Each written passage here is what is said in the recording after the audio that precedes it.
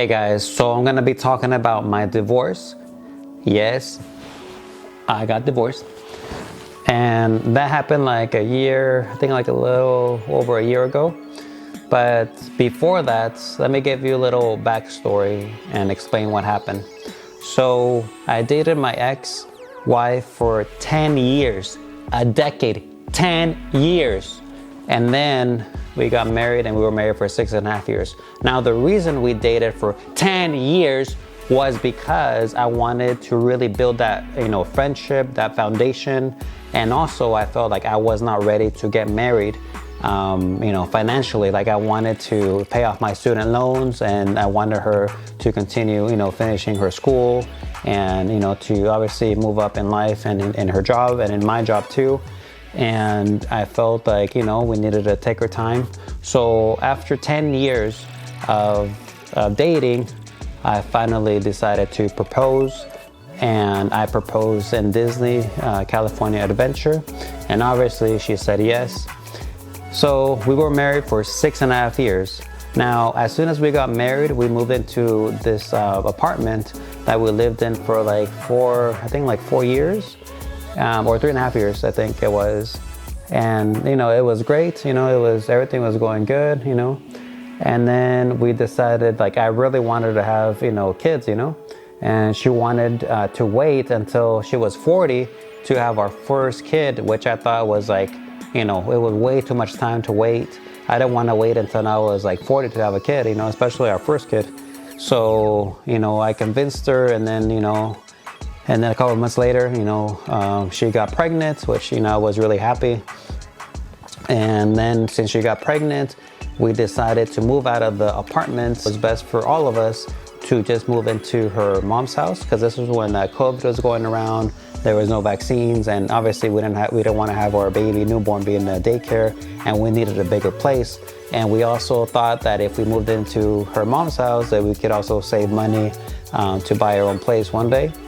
So I was still paying rent there in her mom's house, and it was just, it was okay in the begining. It wasn't the best idea to move into the mother-in-law's house, just because the environment was kind of like, it was not the healthiest. It was a lot of tension here and there. Like I felt like I couldn't do stuff. Like I couldn't just turn on the TV and watch what I wanted. Like there was too much control, And I understand it was their house, So sometimes it's a little difficult to be living with a mother-in-law, because, sometimes, you butt heads, like it doesn't, go as smoothly. You don't have much privacy.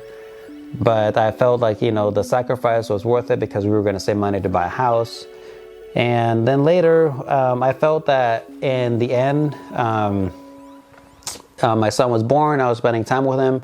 But one day we were heading to church, and I remember that day, it was a Sunday morning, and we got to the parking lot, and as I was parking the car, she said, "I need to speak to you. I need to speak to you." And I was like, okay. Like I thought it was going to be like, maybe she was going to talk about like where she wanted to go for lunch. But, she just said like, "It's not working out. We need to take a break." And I was like, take a break? What do you mean take a break? We're married. We have a kid. We can't just take a break. We're a family. What do you mean? Like, And she's like, yeah, it's not working out. So, so she said she was not happy. So obviously in that moment there in the parking lot, the church, I was like having so many emotions, because I didn't want to start crying. And, I had like a knot in my throat, because I didn't expect this. I was just like, this came out of nowhere.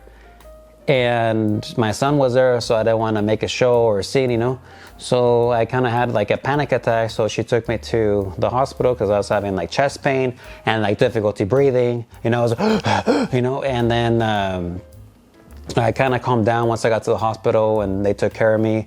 But she dropped me off at the hospital, and then she left. She went back to her mom's place, and I stayed there in the hospital while they were checking me out, And everything was good. I got released that same day. I called my mom, and she took me to the mother-in-law's house. And once I got there, I opened the door, and I saw my things right there, like my luggage and my things there by the stairs. And I was just like, oh man, are they already going to be kicking me out or what? So I just ignored it, and I just went up the stairs, and I don't remember if I took a shower or went to sleep. I just went to sleep, whatever. And then the next couple of days were pretty bad because they were both just acting very distant. And then she took off the wedding ring, so like my heart was like this, and then it was already breaking because she said that she didn't want to be with me and that she wanted to take a break. But once I saw her, like, she didn't have the ring, like it just completely broke. And then a couple of days later, I ended up getting kicked out of the house. Because I guess I wasn't wanted, there, and I was just there, I didn't have a place to go, or I was pretty much like kind of like homeless. I didn't know what to do because I was just out there with my things in my car.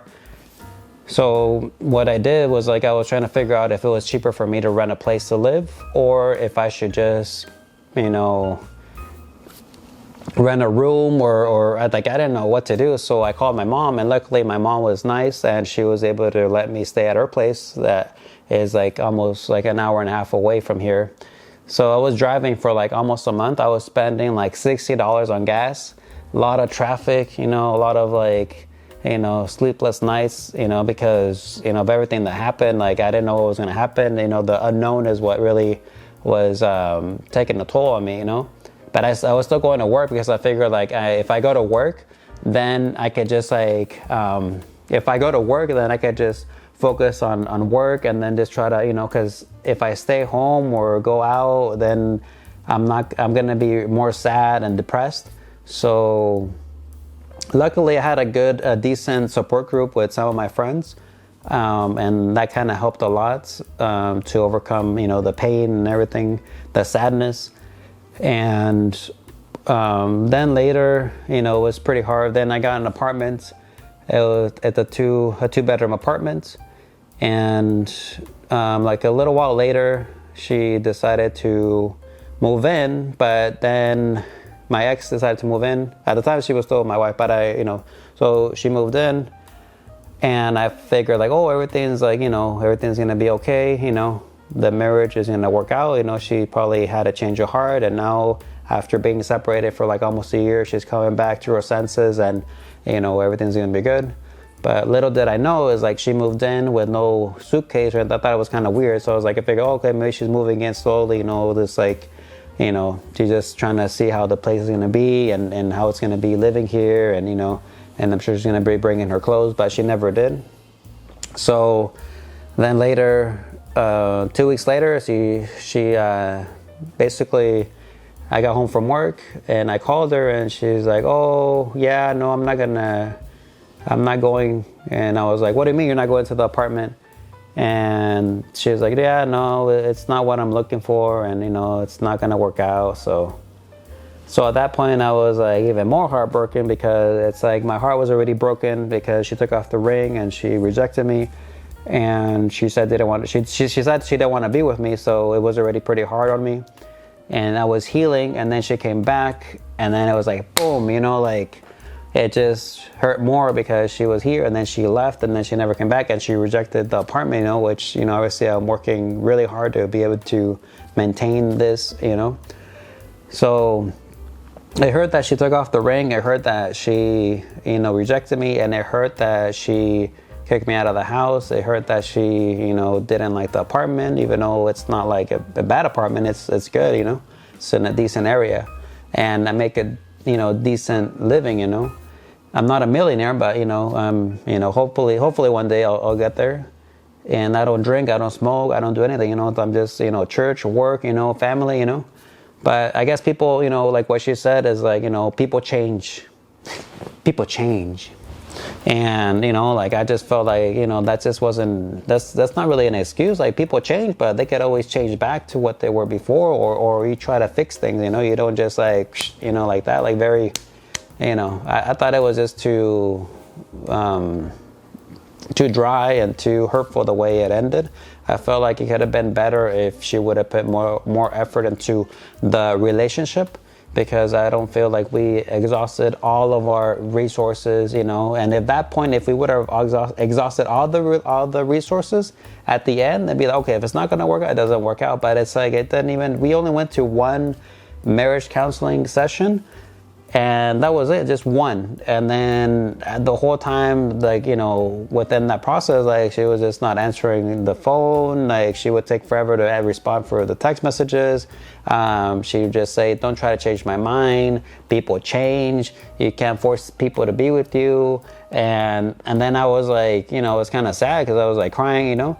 And then she was like, oh, well, you know, well, that love that you have for me is not healthy.